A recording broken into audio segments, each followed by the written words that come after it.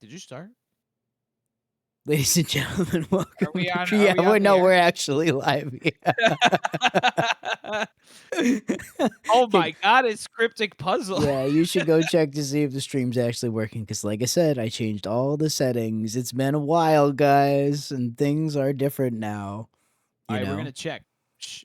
We're gonna check and see Okay. All how it's right. It working. should be moving. How are you? Yeah. I mean, I'm tired. You know, work tires me out. But You're not. how about you?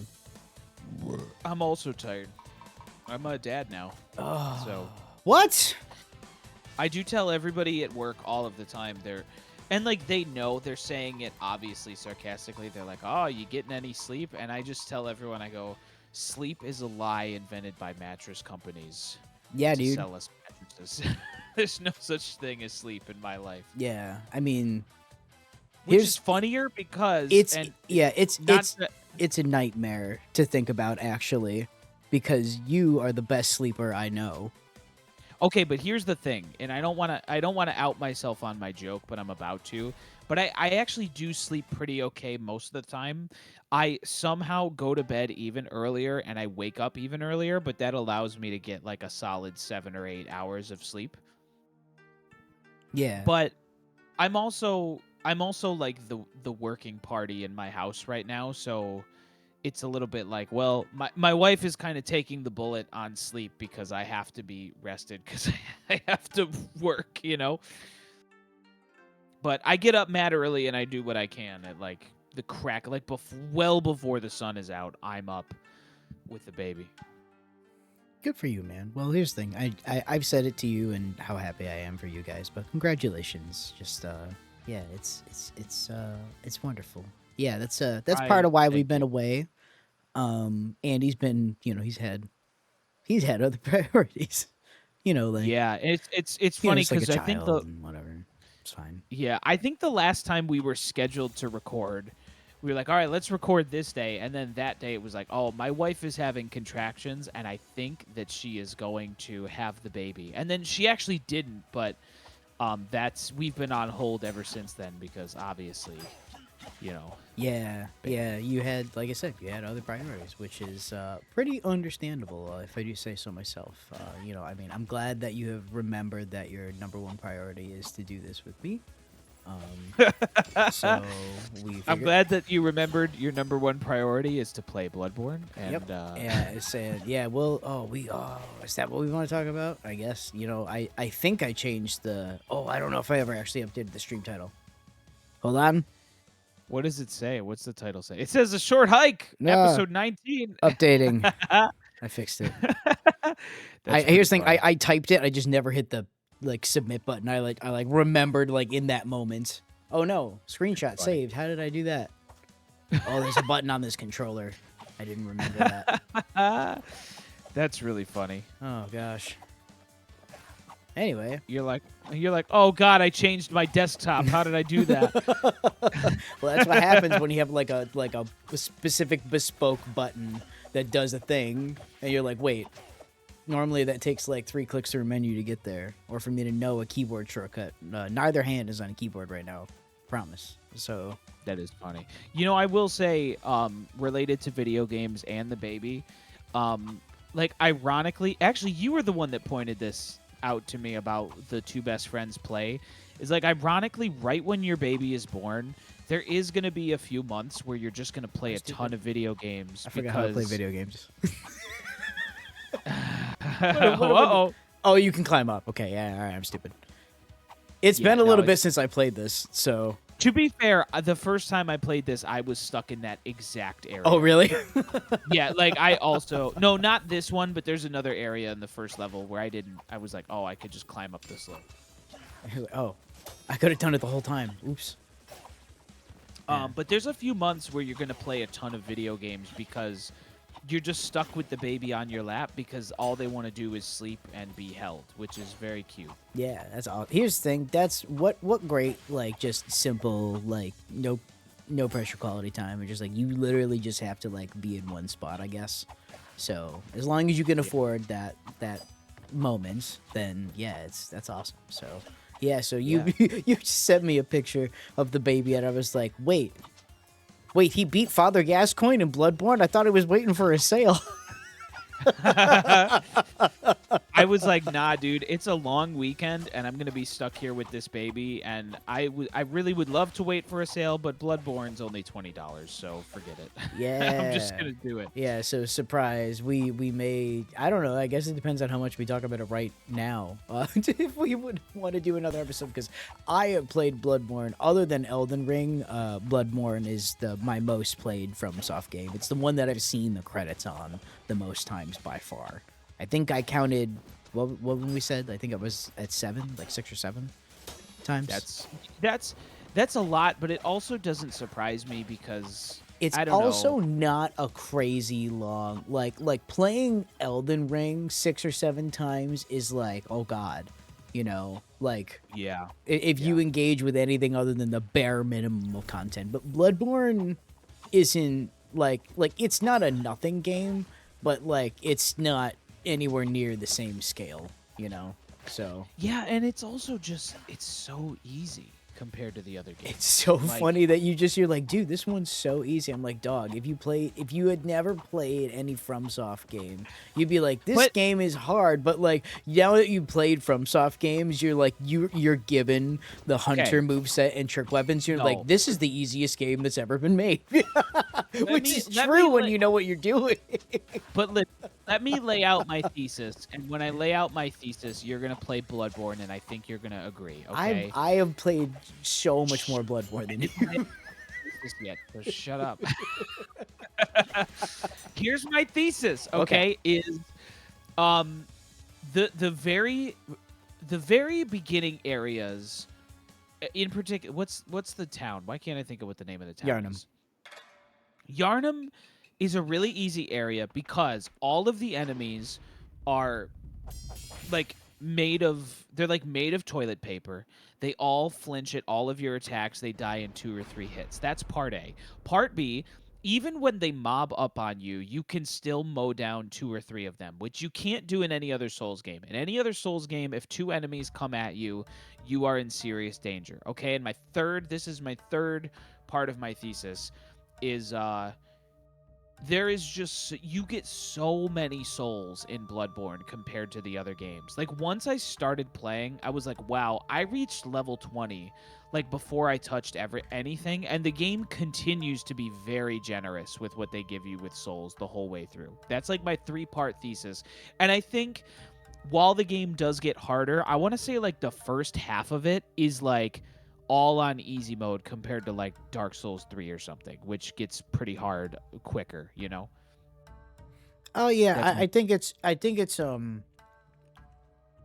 like any of the games, it's kind of like dependent on the person, and like you'll struggle with X boss for some reason, even though like most people agree that that one's not that hard, kind of thing. And I feel like you just happen to have Bloodborne like never really, like, I don't know if any boss you were like, oh man, that's real. Like I also, where did you didn't go further than last we talked, did you?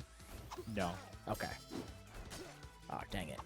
But anyway, yeah. we'll get into more why. But I really like, honestly and truly, I think you see so much consensus online of people saying like, I tried Dark Souls 1 and I tried Dark Souls 3 and I never got into them, and like Bloodborne is the one that finally clicked for me. That's like a huge consensus that people say, and I think that like genuinely the game is just easier, especially at the beginning. And I think that's why people were, and it's like really fun. Like it weirdly, even though the enemies are all made of like sandbags and you just mow them down, you're like, this is so fun killing these weird werewolf dudes. I'm having a great time. Like So- it's just it's really fun. So yeah, here's the thing. So I don't really kind of disagree with what it is you're saying fundamentally. I think because of the kit that Bloodborne gives you, it is innately more. Why can't I remember that? There's that start button.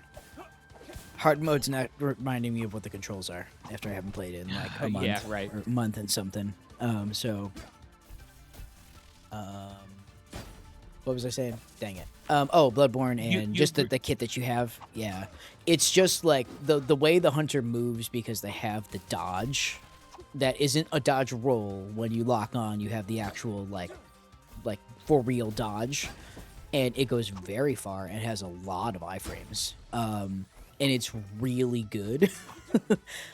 So the whole idea of you're not gonna have a shield or armor, blah blah blah, is fine because you are so mobile that the mobile play style is so effective that it's like it is the best thing you can do. So you should do it. And that's what the entire design is around, I think. And I just kind of like, just in general, like FromSoft is like, it's simple systems built on simple systems that like, because it's simple, you can just kind of tweak it and mess with it a little bit. And Bloodborne is just a slight reconfiguration of the same parts of the other games. And then because it's focused, I'm like, oh, I just really like what they came up with. Like, I very well could have not gelled with it, right? Or whatever they came up with, or you could have not gelled with it. But I just think they just nailed like what a more focused experience is than like an Elden Ring where you can kind of do or be anything, and so the rest of the game has to like tailor to that. Whereas Bloodborne is like, you know what that build is generally going to be like. Like there's some slower weapons and faster weapons, but like they all have that dodge, and the bosses have to be like, and everything about the enemy design should account for that. And at the time it did, but you've also played just a substantially harder video game first. So, yeah.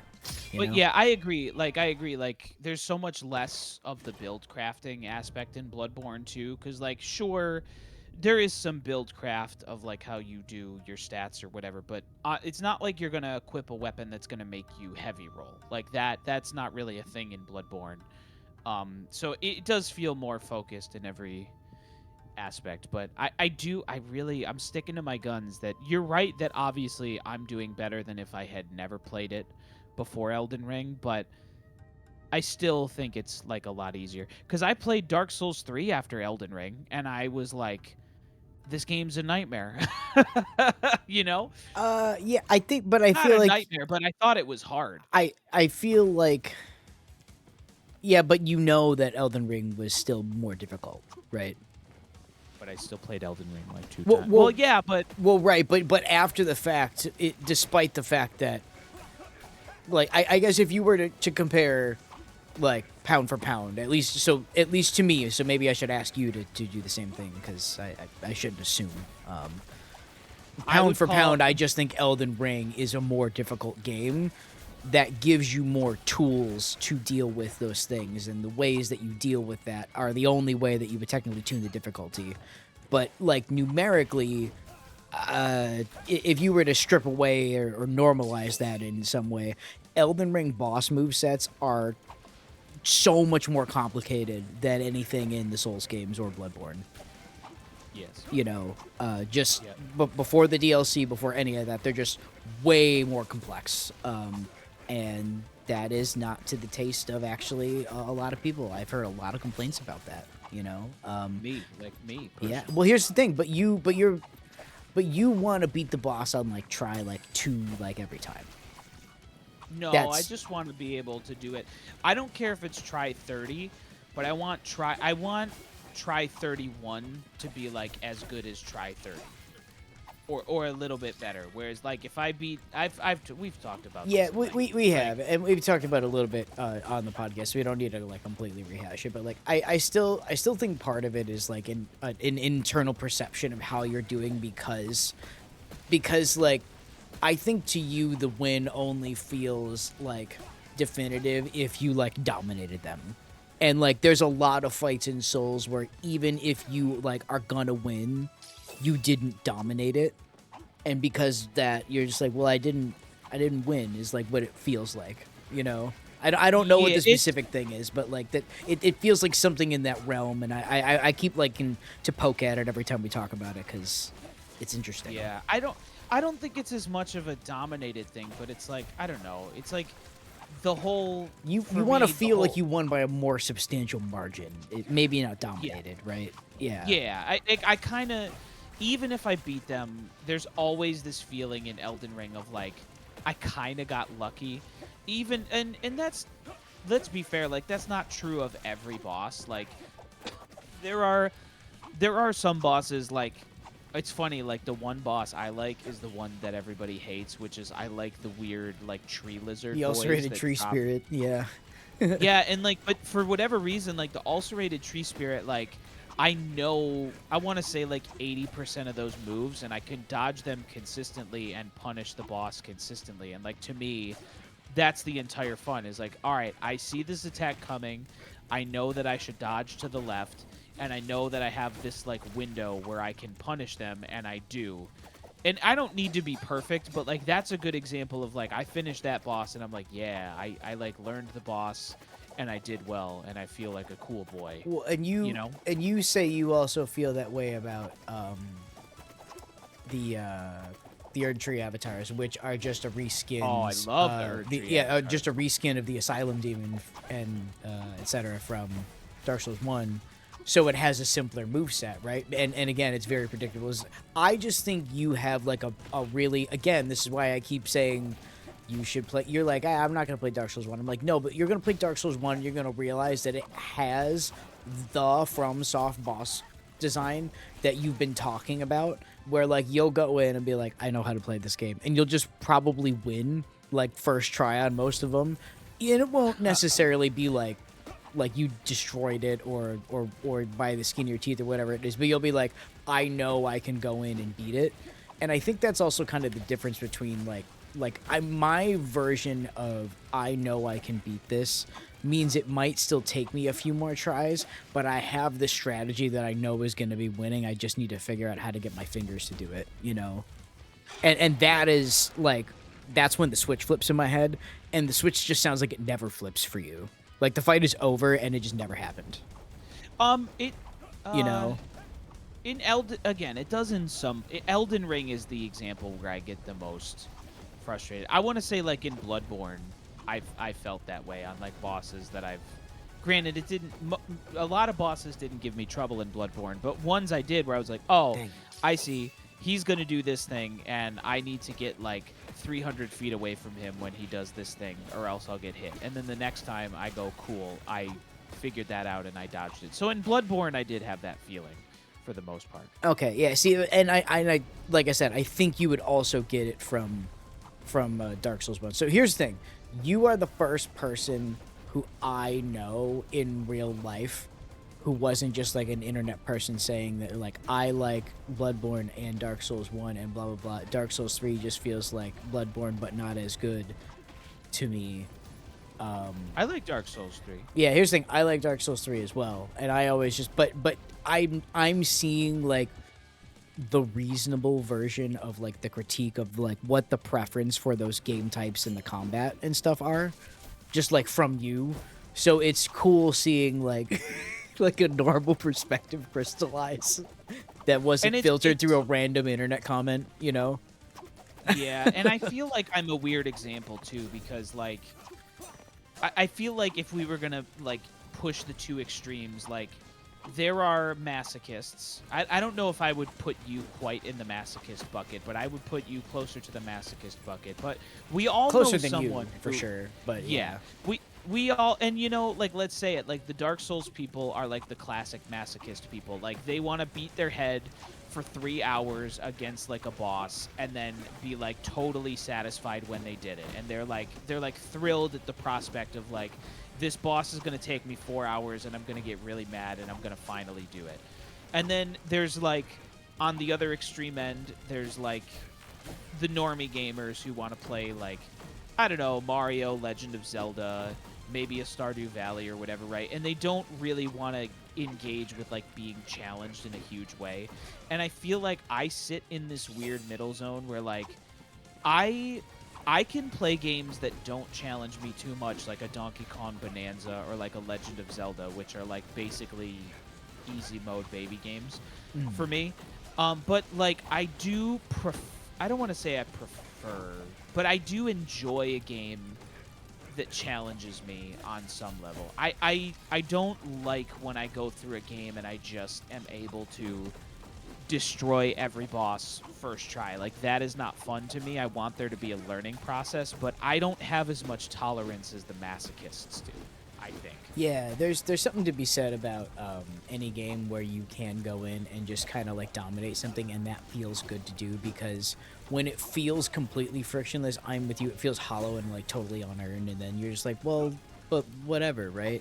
But there's certain ways that you can kind of tune that to feel good too. But like, anyway, before I completely get off topic, I think like we've talked about like smooth games versus more prickly games. I think friction's actually like a really good word in general, because it's not necessarily just like the amount of friction. Like, friction takes many forms. It's dependent on both things. It's dependent on more than one element, just innately in nature and everything, right? So whatever your tolerance for it or preference for it is, right, I think is also just like a natural like set of preferences to kind of compare things to. So yeah, and I have a higher tolerance and I think preference for friction than you do. But you definitely do more than the average person. I think by more than you give yourself credit for. Like, Yeah, I think I do more than the average person too, but it's just weird what irks me and what doesn't, I think, when I look at the broader landscape, because and like this is the classic example we've talked about lately, is like everyone is so mad at Silksong. And I'm like, that game is perfect. Everybody shut up. I love it. And that game is full of friction. Like, it's Yeah. full of things that are like very classically frustrating, but I don't find them as punishing or as frustrating as other people. I think for me that's like the big thing we've talked about a lot is like um I don't like games that feel extremely punishing usually. Yeah, it kind of depends, right? And I think that's where like everything's on a case by case basis, and the way that developers end up making design choices mean they have to make certain trade offs. And when a certain design choice becomes popular, right, and some aspect of it bothers you, well, be prepared to see a lot of that, right? And that's I think that's kind of what you've seen in where things. I mean, obviously, FromSoft's kind of leading the pack here. I think the final boss of Shadow of the Erdtree is about as far as you can push that game's difficulty and still have it be enjoyable at all. Yeah, it's a lot. Like, genuinely, like I think they found the edge of that type of gameplay, unfocused, and then what you can ask of the player because of that. So I think I'm hoping on some level that part of what it was I was saying about like Bloodborne just kind of innately being a more focused experience. I hope that what it is they've said about like, oh well, we want to do like smaller projects and stuff now, is that somehow that manifests from the smaller projects. They pick a small focus thing and they just do it, because I think they'll nail it based on just Bloodborne alone. Like, it's very well. I mean, here's the thing, Sekiro. I haven't played enough of Sekiro, honestly, actually, to speak on it. But like, that's also kind of also defines any game that involves a deflect or parry system now. Yeah. You know, so like they clearly know what they're doing. Yeah. I don't know. You should play Armor Core 6 at some point. It's Maybe. also a great game. Before we get off the topic of the Souls and Elden Ring bosses, I will say that I think there is something positive to potentially be gained for people, and I can understand where, like, again, if I would go to the two extremes, right, is like take a Legend of Zelda boss, right? Like, picture any boss from Ocarina of Time. Like, they're cool and they're well designed or whatever, but there is sort of this, if you're like older like us and you've played enough video games, there is sort of this understanding that like there is a developer making something that is made to be beat by a child, and it has a pattern of 3 hits and whatever. And that's fine. That's how video games are. But there is something interesting about like Elden Ring bosses, like maybe this is like an extreme way to put it, but they're almost like not designed to be beat. They're designed to beat you.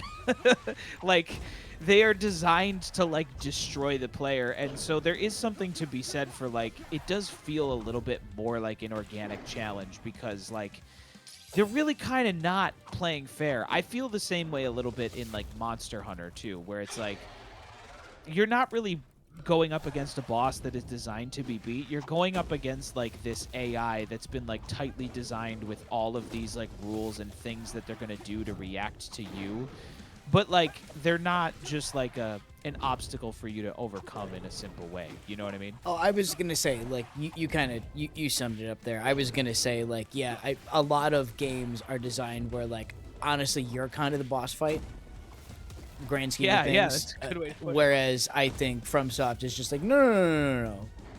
That's definitely the boss. Like, Yeah, and like it's too like it's kind of funny because in terms of nostalgia too, I feel like when I was a kid and I was playing like A Link to the Past or whatever, like Link's Awakening, like it did feel like an organic challenge because when I was like 7, it really was that challenging to overcome all of those bosses, but it just doesn't work the same way when you're like 32.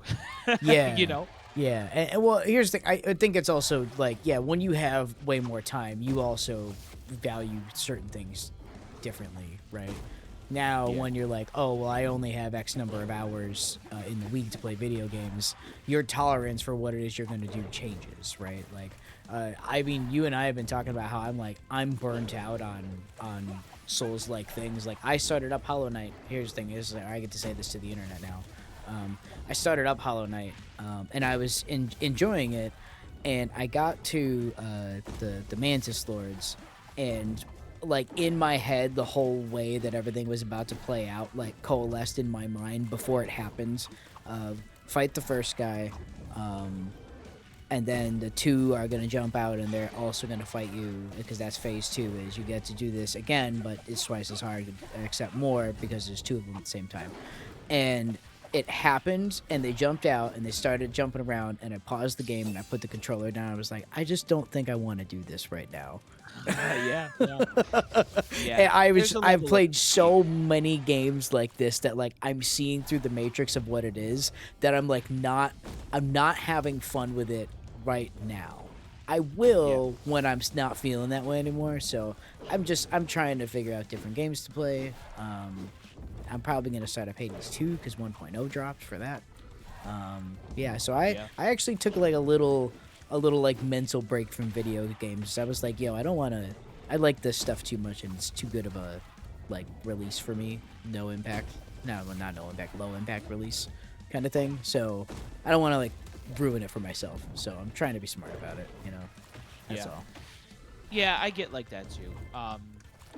And I think that's part of like why I've done like the replays a little bit too lately. Is it's easy sometimes to just replay something that's like really relaxing or well, and you don't have to get that invested. It can be like mindless and a chill experience, you know.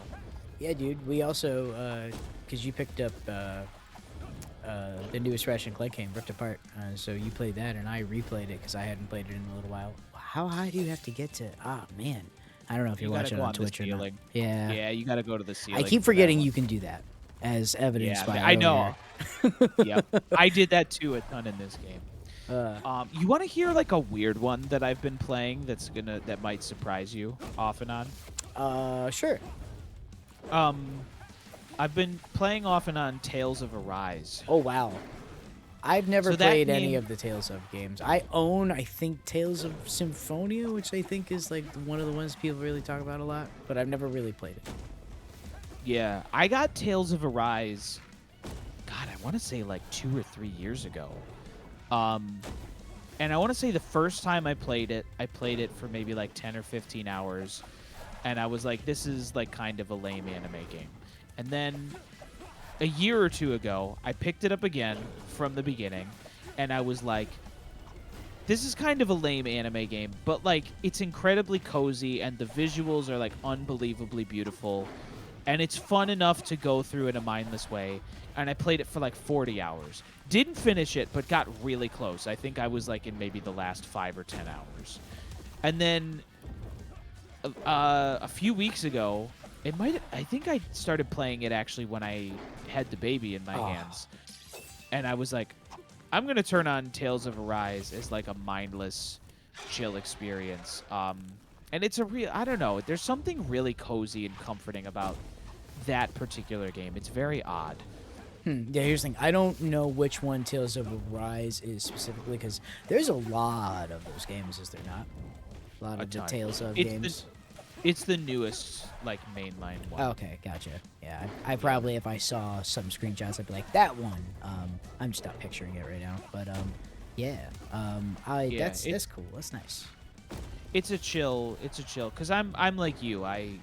I get fatigued sometimes, like you have been lately, where I'm like, there's a lot of challenging, tough games. Like, what do I want to play that's... And when you have a baby, it's very different, too, because, like, a pick up and play, like, really chill game that you can just...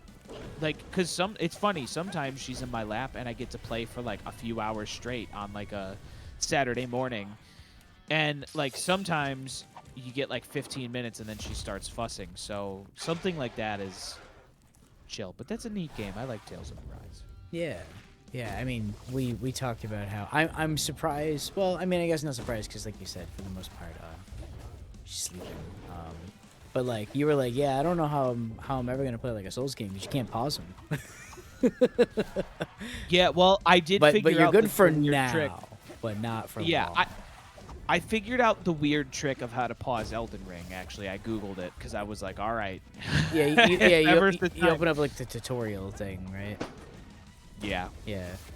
I heard about that. I figured out that. With Bloodborne, if I really... Like, I want to say a couple days ago, I was trying to fight a boss, and she, like... And I was fighting the boss. It was Goopy Zombie Boy. I was fighting Goopy Zombie Boy. And then she started fussing, and then she stopped fussing, so I kept fighting Goopy Zombie Boy, and then she started fussing. And, like, literally what I would do is I would hit home, I would go down to the power thing, and I would just hit enter sleep mode and just turn the PS5 off. Because also, I thought, like, all right, she's fussing, she's going to be up for, like, an hour now, and she wasn't, but that's kind of the only way to do, like, Bloodborne. So when you come back, does that give you, like, the... hey, you should have ended your game the right way message or something like that? Or does it actually come back? Oh, it actually came back. Nice. Yeah, it comes back fine. Okay. Well, I'm also playing offline. Oh, yeah, but, like, if you, like, say the game, like, straight up hard crashes or whatever, when you come back, it'll be like, oh, last time you didn't go to quit game. Just remember to do that next time. You know? No, it doesn't do that. Oh, okay. So it just dropped you back into, like, where you were. It didn't, like, boot you to the main menu or anything. Cool. Nice. Yep. And it's funny.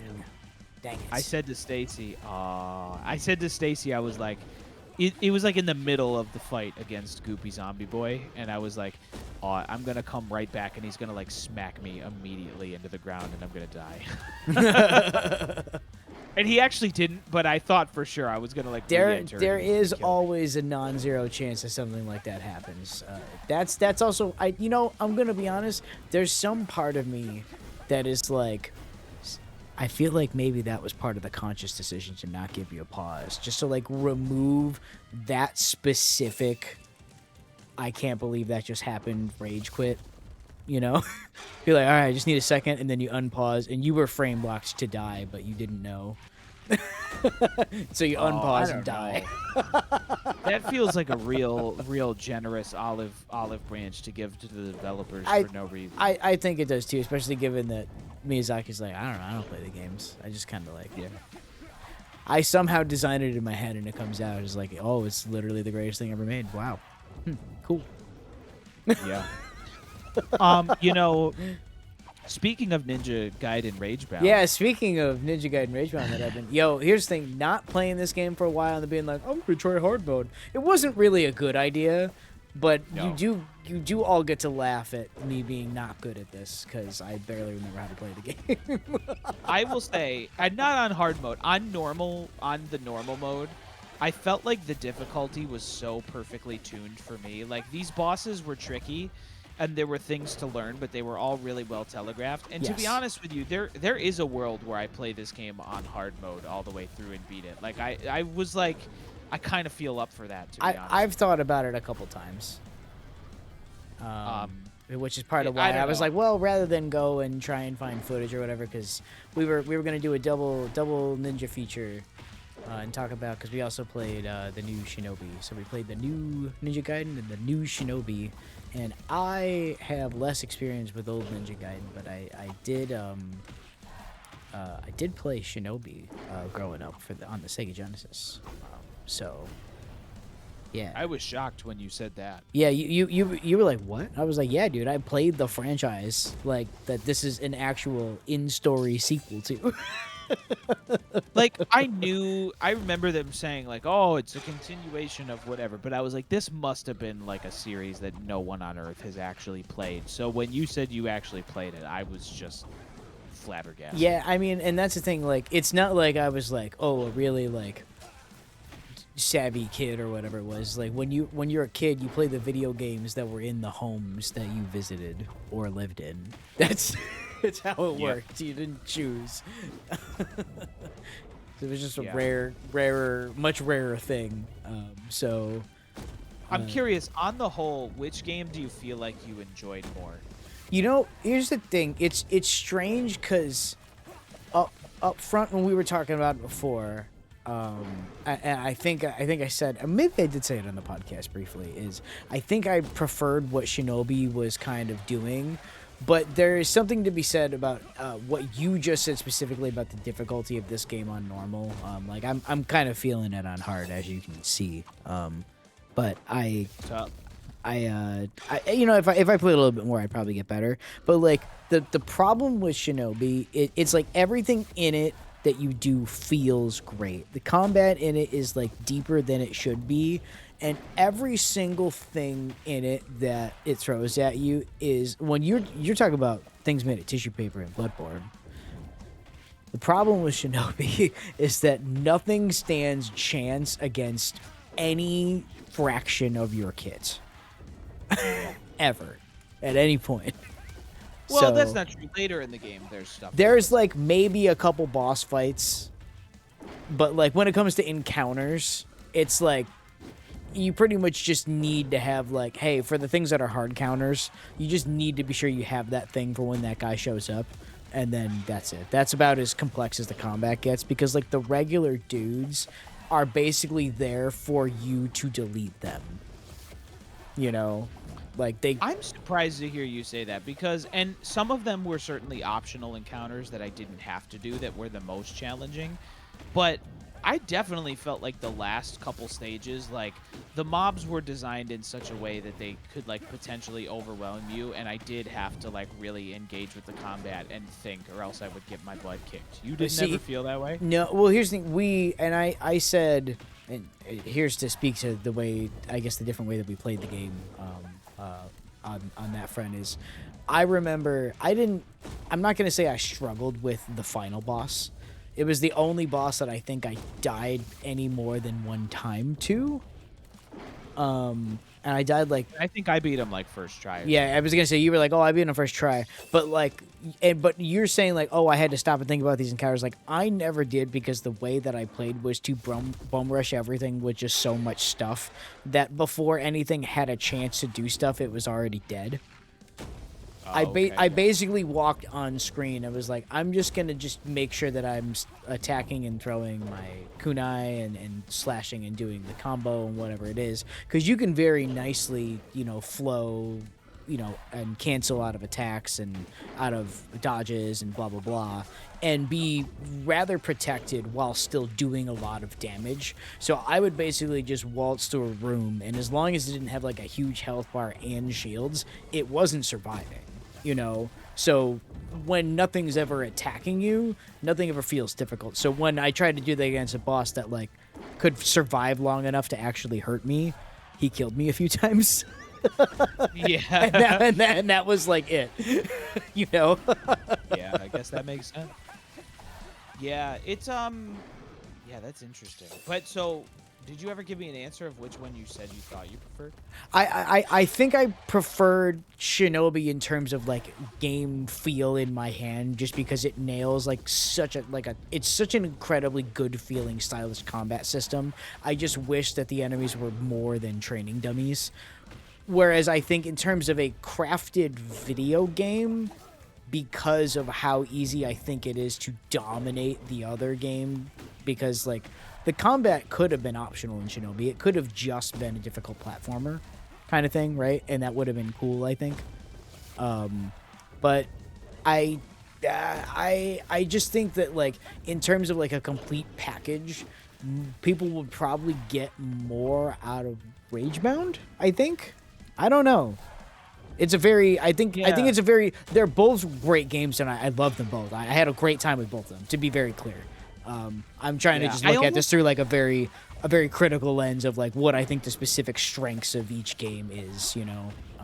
Yeah, I almost think they serve as like this weird like they're almost like a companion piece to the other because they're both like what if we took this like retro series and retro game and modernized it and like made it like something that modern audiences would really like and also people who like retro games. They have like this retro and modern philosophy sort of baked in to the way they're made and they're both really excellent in different ways, but I kind of like that I played them sort of back to back because I feel like they're like brother and sister games almost. Yeah, I agree, and they're definitely different from each other, in good ways. You know, like they're unique experiences in which I wouldn't say, oh, you should only play one type of thing. I think it's you will get something out of each of these games, and depending on who you are, you might really prefer one over the other type of thing. But you're gonna have a good time with both of these games if you like action-y kind of retro-ish difficult platformer / action combat, whatever it is. I think the design sensibilities of Ragebound it's like modern sensibilities, but it's like kind of retro to the max sort of thing, you know? Yeah. Whereas Shinobi is, what if we took kind of the bones of this other thing and did a different cool modern thing with it, while also still having some cool like, oh yeah, that's Shinobi. Like I saw a bunch of things in that game where I was like, like the specific interlude, like chase things where you're riding or you're running with the wolf or whatever it is, and then you're riding on the thing later. Those exact things happen in the Shinobi game that I played as a kid. Like those are stages in those games. So neat. yeah, like it's like maybe a different background, but it's like, yeah, you going with this dude to go and have this interlude track, yeah, like so like that happened, and I was literally just like, oh my god, yes, you know, like one of those like, yeah, I love this, because we didn't say anything about, I mean, anybody who is looking at a screen right now,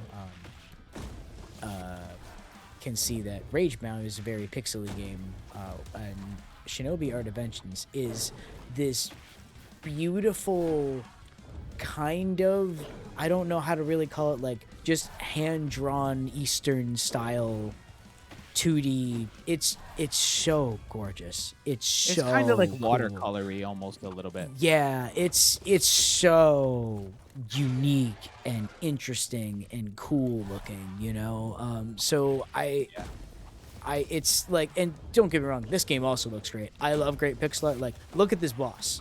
Look how great he looks. Look how many frames of animation he has to not do a whole lot sometimes, you know. You know, and I feel like artistically and design wise, I feel like Ninja Gaiden is like, it's a bit simpler, but it's a lot tighter. And I feel like Shinobi is like a lot more adventurous on all fronts. Like it's artistically, it's a bit more adventurous, and like the quote unquote story and like the fact that they're bringing you across this big landscape of different locations feels a lot more adventurous, but it's just not as tight as this game is. This game is like almost a perfectly tightly knit package in every way. Yeah, exactly. I agree.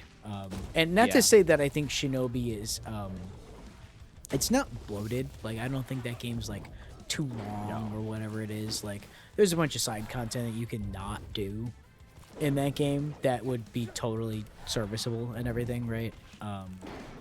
But it is kind of serviceable. It's not like you don't really do a side mission and be like, that was really great and some of the most fun I've had in the game. It is kind of serviceable. yeah, and that's the thing. It's just like, hey, do you like the combat rooms? Here's some more of those. Do you like the platforming puzzles? We got some really tough ones of those, and I think it's so funny that the moment that I was like, I can't remember which specific one you're saying, and then you were like, the corners. I had to pause. I had to pause the game because I got the corners on those boxes, just because he just Joe Musashi, for whatever reason, really likes climbing up those corners at the exact wrong time. So you have to make those jumps so precise on the side of those boxes. Okay, anyway. Yeah, I had like a little brief just moment there. I'm like, no, PTSD I can't think about that again. I was like, I know how to do this.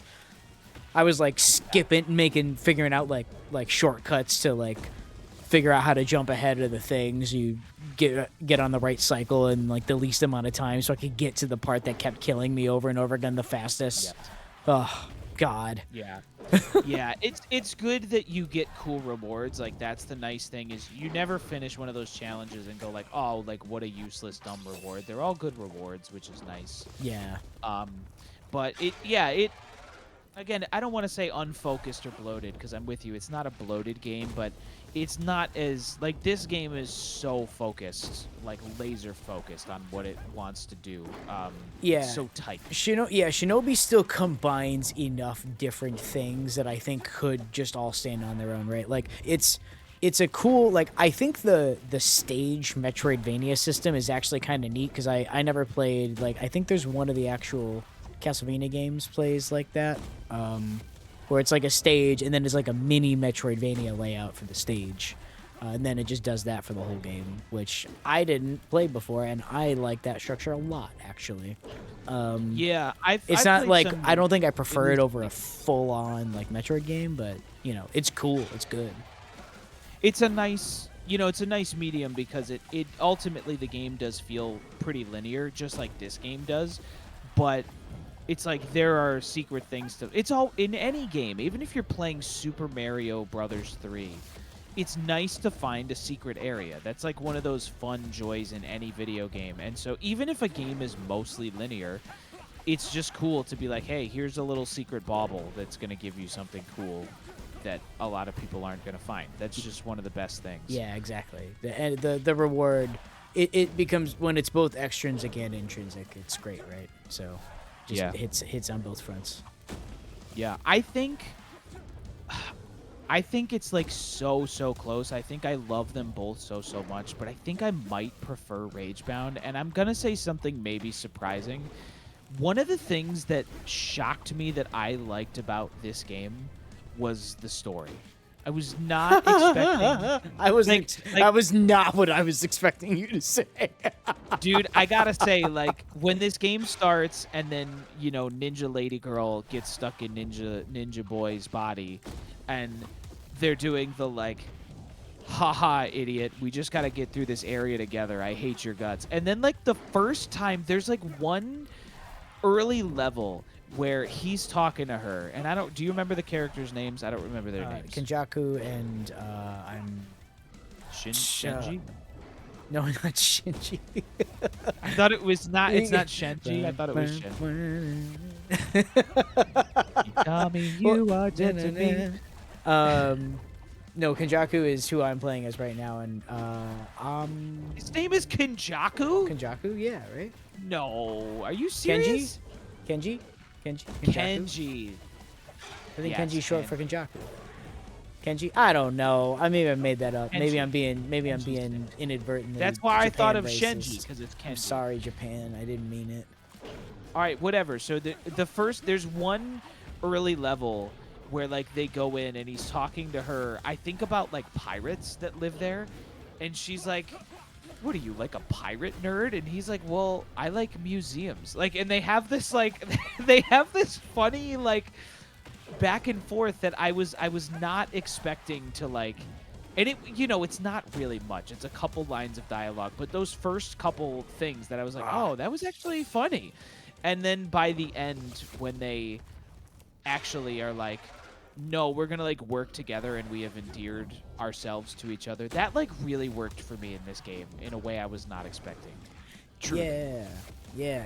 I just think the dialogue, there's not a ton of it, but yeah, I'm with you. Like it's what little that is there, because there's not much of it. They were allowed to just, again, like we said, everything in this game is tight, including that and the character interactions. They're pretty brief, but they get the point across and they're convincing because the dialogue's well written, you know. And the Yeah, and animations, they the presentation's all really good. and they did a good job of being like, you feel very early that like Kenji is like kind of a by the books nerd who's kind of lovable. He's like doing it for his village, and what's her name is like, she's sort of like a ruthless ninja who's more like out for herself and is more just doing it for the money or whatever kind of thing. But like, She's a great Vegeta character. Hey, yeah, right. Hey, Yep. I've done some bad stuff, but you know what? As it turns out, there is this greater evil out there, so I guess I'll team up with you. Whatever. Yep. Yeah. You know? Yeah, and it works. It really works, and they have like some funny chemistry and some funny lines. Like I love too when he like goes into like the demon realm and he like manifests her body or whatever so that they can do those weird little like platforming challenges. And the first couple, she's like, that wasn't so bad, was it? And he's like, oh. Like, that was disgusting, like, or whatever. He's they're like, really that's great. like violating, don't you think? He's like, yeah, you know. Yeah, and it's funny that I remember these. I played this game in like June, Yeah. like, and I still remember them. So yeah, I think that I don't even want to say it was like really super well done, but it did kind of pull me into the world a little bit. Whereas like Shinobi's story, I felt like I don't know what's gonna think- happen in Shinobi's story. Like it's pretty. It's like the presentation of it's good, but like there's no question what's happening at any point.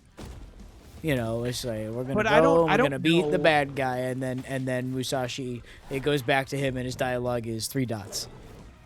I think he Yeah. speaks like once or twice in the whole game.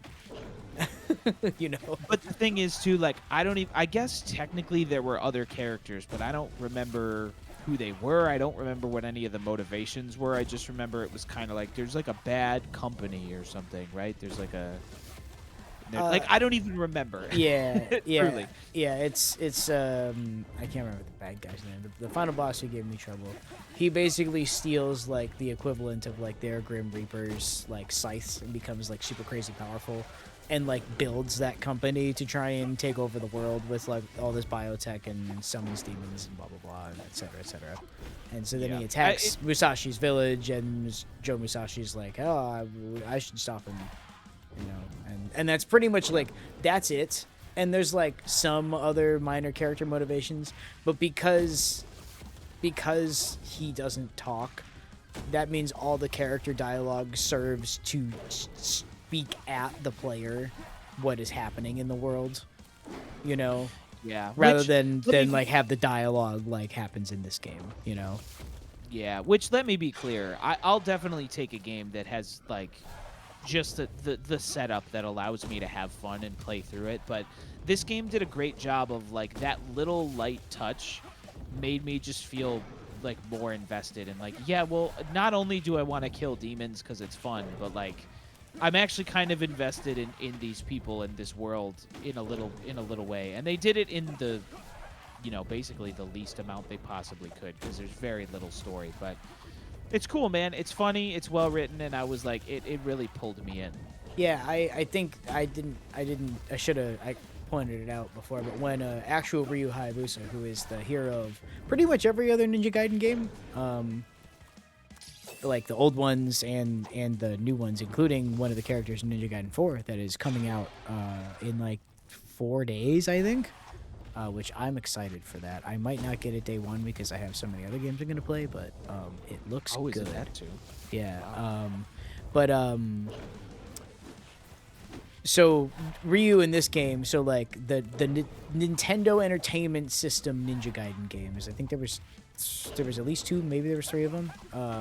The very first Ninja Gaiden game Ryu's here, and he goes, "Hey, I gotta go to America, because I got the letter from my dad that is Ninja Gaiden 1." So we play like a flashback, and then Ryu goes, "I'm gonna go do Ninja Gaiden 1 while you take care of this game."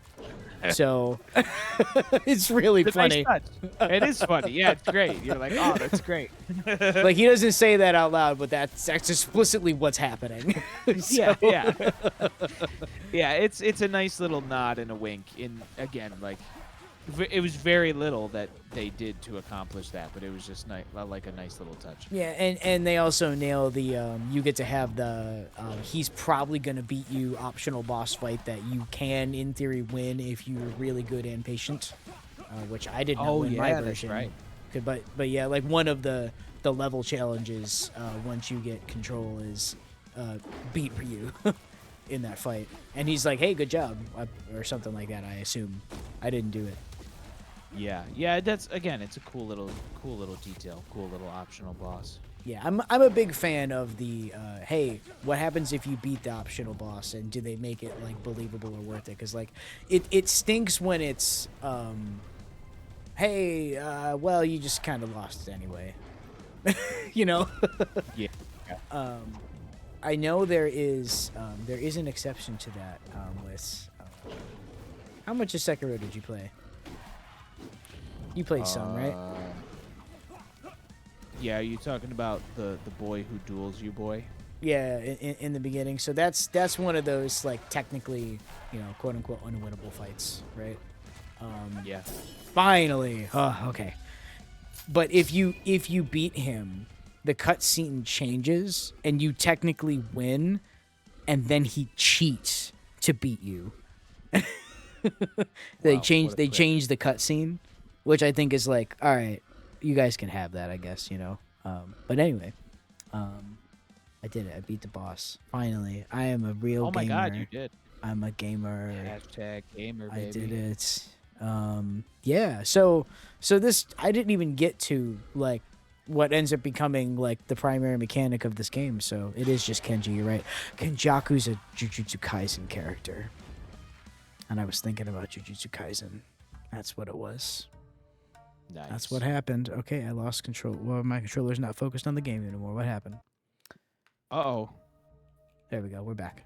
Everything's great. I do have to say, whatever the name for this weird, like, focus system they have in this game is, or maybe it's just, like, called the rage system, where, like, you can defeat those cool glowing enemies that give you, like, your rage attack.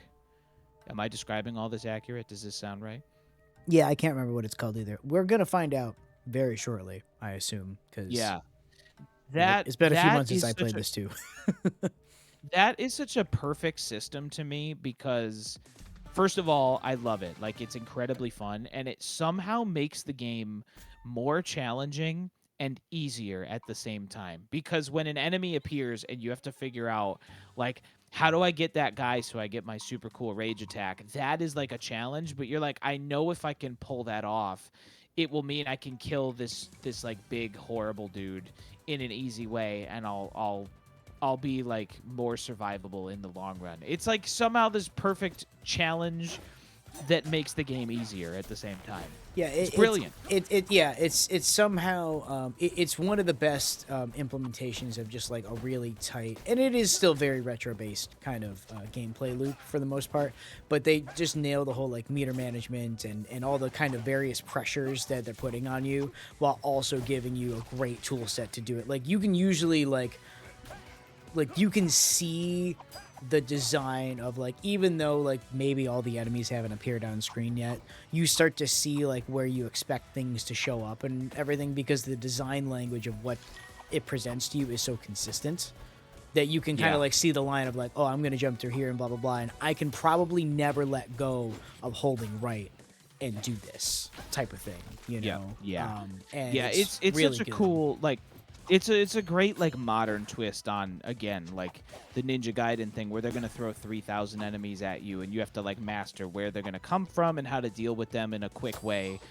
And it's just like a neat little twist on that makes you like more powerful if you're like paying attention and really getting into the flow of the game. It's like truly Truly, I played this game almost twice. I think I almost beat it the second time, Yeah, like back to back. yeah, I didn't do that. I went back. I didn't even do quite all of the bonus missions. I did a bunch of them. I don't know if I did all of them though.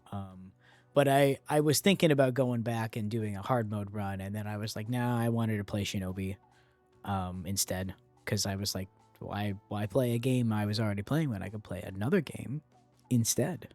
You know, that was pretty much the approach, and it was Yeah, a good choice it's because they're cool. both great games. Yeah, it's cool to play them back to back because they're both fun in different ways, and I feel like they complement each other. And yeah, they're both great games. You should whoever's listening to this out there, listening to the puzzle, you should play both these games or one of them, whichever one appeals to you more. They're both awesome. Yeah, if you only got room in your schedule or money in the bank for one of them, pick which one sounds cooler. You won't go wrong with either. If you can afford both and are into both, I'd recommend picking them both up. I think they're both fantastic games, personally. Wow. You know? This has been Cryptic Puzzle, everybody. Yeah. Is it? Oh, is that it? Are we? I guess we. You know what's really funny? We spend like half the time just talking about just Bloodborne. It's really funny. Have you considered video game? This was the triple feature, the stealth Bloodborne episode. Nah, we'll probably still do we'll probably still do a full Bloodborne episode. Who are we kidding? Yeah, probably. Why not? Yeah, Yeah, man. It's too good now. You haven't beat it yet, right? You're close. You are quite far in. You are very far in fact. And I'm also, close. I think I might have beaten it tonight if we weren't doing this. To be honest with you, I'll probably beat it like this weekend for sure. nice. Yeah, and I think shortly, the Old Hunters will go on sale. Either that or like the complete edition, or however that will work out for cheap, which I do recommend because it is the best part of Bloodborne, and I would like for you to have also played that before we talk about it, if possible. And I think that can happen soon. Plus, we got Rift Apart in the chamber as well. Technically, we both played that. We could talk about that. There's like the Xbox handheld came out today. Oh Jesus! Apparently it's Mad about it. I mean, it's so there's two of them, right? There's two models, and the cheaper one is more powerful than a Steam Deck by like 30%. It is actually about the same price as the Steam Deck OLED. It's really not a bad deal, even in the space that it's in. And compared to the more powerful handhelds that all cost like well over $1,000 at this point, it costing $1,000 and where it is in the price range is good for what it is. The problem is it's just at the upper end of both of like the ranges that people are in. So that's just not a good look when people are broke, you know? So I don't know. I'm not going to get one. I own a Steam Deck. Maybe one day I'll get another dedicated handheld thing, but like I don't have a place for one. I'm not positive who it's for at the price point that it's at in a lot of cases. That's the biggest issue with it. You know? Yeah. It's not that it's completely useless. Like it's buggy. A lot of those bugs will get fixed. Fundamentally, if it's going to be something that's going to give you a Steam Deck-like-ish experience, but a Windows version, that's still probably a good thing overall. I hope we move to SteamOS rather than Windows, but that's me personally. Yeah, I think that retro handhelds are gonna like have an even bigger resurgence, and maybe this is part of just what has showed up in my algorithm lately, but I feel like the further and further we go down the line of like all of these companies getting wildly more expensive and being like pretty tone deaf to like the entire like vibe of the world right now and releasing more and more increasingly expensive stuff. How many like kids out of college, like Gen Z kids, like 21 years old, 22 years old, are going to be like, well, I don't have the money for like a Switch, but I can buy like $100 handheld that can literally play like PlayStation games and like in some cases GameCube or Wii games for $100, and put it in my pocket and like not give money to these companies that are just like getting so expensive. I feel like that might be a world we're moving closer towards. Yeah, Seriously. between that and play what you have, like that's the thing, right? I have an enormous, not just backlog, right? But even games that I've already played that I would still have a good time if I played them again, kind of thing, right? Like you replay games more than I do, and I don't like. We talked about this. To me, I was like, "Oh, hey, Andy replays games all the time." You're like, "I don't really replay games that often. I replay like some games." I'm like, "Yeah, I replay like one game." And it Yeah. dominates my life for like a year, and then I probably Yeah. never really do that again, except I probably will with Elden Ring at some point in the future, when I'm not Yeah. sick of Souls for the time being. But yeah, I think it's just gonna be more common of just like, hey, as it turns out, the thing that you have is also like enjoyable, and like that's cool. You can just play that, you know. Yeah. I do enjoy a good replay, especially more this year. Part of that's a mood and part of that is again like the general state of things. I love playing a new game I've never played before. Like that's my preference, but it's like I don't know. I that was like so much it is easier when you're like in the indie space. That's tougher when you're talking about like $60 games and that type of thing. But yeah, man, I love me a good replay. Yeah, I mean that's part of why I was going back to play Hollow Knight, because I wanted to do that before I played Silk Song and You're discovered not what gonna I play Silk discovered. But Song. even that was just like, yeah, that game is 8 years old now. So yeah, you know, Yeah. What a good game. yeah, yeah. I'll get to it eventually. Like I said, I was enjoying it, and I just had that moment of like, no, just not now. It was in some months time. Like I'm probably gonna start to do like a little bit of a Bloodborne replay just to like get my hands back on it and be like, yeah, Bloodborne. But I'm probably not gonna do like a full playthrough before we do an episode, just because all the aforementioned reasons. But yeah, yeah, what a good style of video game that I just need a break from. Yeah. Yeah, man. Well, look, this has been a fun chill time. A fun ramble. Andy Fun Andy's a ramble. dad. Yeah, this I feel like the vibe of these are just going to get increasingly more chill as we go on cuz it's like I just want to like sit in front of a mic and just like hang out. Or you know? or alternatively, like way more manic, because you'll be manic, and then I'll feed off of it because I can't help myself. And then like we have like really unhinged episodes.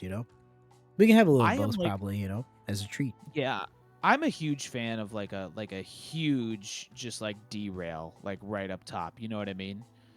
Oh yeah, I mean we've kind of done it a couple times, other than Yeah. like the time that we weren't recording my voice. Um, Yeah. but like I'm picturing though, like both of us are clearly like not close to the microphone anymore because we're laughing too hard, kind of things. Yeah. So we'll see, we'll see. I have a feeling, Yeah. yeah, you'll say something delirious, and then I'll piggyback off of it, and it won't be that funny, but you'll be so tired that you'll be like, yeah, that was funny. Yeah. I've not been known to say delirious things, so I'm a No. little offended that you would even imply Oh, that, to be honest with you. well, listen here. That's because you don't normally function sleep deprived like most people do, but you will soon. Dude, I have a newborn. How dare you say that to me? How dare you be like, you don't know what it's like to be sleep deprived, bro. You've I never done it. did. That's I didn't. You've never That done was it. the purpose of what I was saying. Oh, Was wow. I am sleep deprived, That's huh? what I mean. I was trying to be like, yeah, the baby's gonna keep you up, and you're like, I can't believe you would say the baby was gonna keep me up. I'm like, yeah. What do you mean? The baby, honestly, dude, have I told you my insane system? I actually weirdly sleep okay for someone who has a newborn. I maybe you did, but if you want to tell the internet, you can. You don't have to. Yeah, whatever. Look, I'll give you guys a great pro tip if you have Yeah. a newborn. All right, here we So go. this is our system, okay? My wife, she's a night owl. She tends to stay up late. So she I go to bed at no joke. Like nowadays, I go to bed at like 8 o'clock, like wicked, wicked early. Um, and she stays up like as late as she can, and through a lot of the night does the feeding and the snuggling if the baby needs snuggling, changing or whatever. I get up usually around 4 or 4:30, and that's like when my shift begins, and that's like when I have coffee and I have like an hour and a half before I like start to get my butt in gear for work, and that's when I help with the baby. But that's how we have staggered it. Is I go to bed really really early and I wake up really really early, and she stays up late and then sleeps later when she can. So I weirdly usually get like 8 hours of sleep, which is a dream.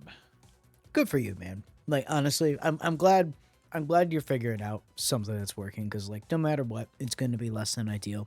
Your schedule and everything has been wildly disrupted from what it was before, so anything And you it's can do to keep funny. it kind of on track is definitely a plus. So Yeah, and it's funny, like you learn pretty quickly like what are the things that if you didn't have, you would actually like go insane and not be able to function. And like one of the things I need and I still have in my life is like at 7:30 or 8 o'clock when I go upstairs, it's like I have a half an hour, or an hour if I manage to stay up that late to like watch some gaming YouTube. Like maybe that's reviews, maybe that's a video essay, maybe that's like a speed running thing or whatever. But that is like still time that belongs to me. And I feel like if I didn't have that little time before I went to bed to just watch TV, I would probably die in a fire. You know what I mean? yeah, yeah, You like I that's can just feel. I'm like that's one of the things that's like keeping me sane in my life is that little moment I have every night. yeah. I was gonna say you need something to bleed the valve and have some kind of relief, right? So yeah, if that's the specific like keystone, right? You're like, no, Yeah, that's and that's the one. Ah, dang you it. you learn quickly. You're like that is one of the things that is genuinely keeping me sane and helping me feel okay. It's like, those little necessities in your day. Yeah, well, Andy, it's like, Also, this dude in this room jacked me up so many times as well. what's really funny is I don't think I fell in the pit the first time I did that. I think I remember just seeing him throw it and do it, and now I'm just like, man. Well, Yep, I did. you know, Oh, Andy, yep. the thing they don't tell you. Did you just end the episode like right there? No, I was gonna, but you ruined my joke. I could feel it. I gave you long enough that you could have. I You thought just I thought decided. you were gonna say it, and then he didn't. Oh no! Now I can't explain it. All This right. has Well, been. this is a cryptic puzzle, I guess.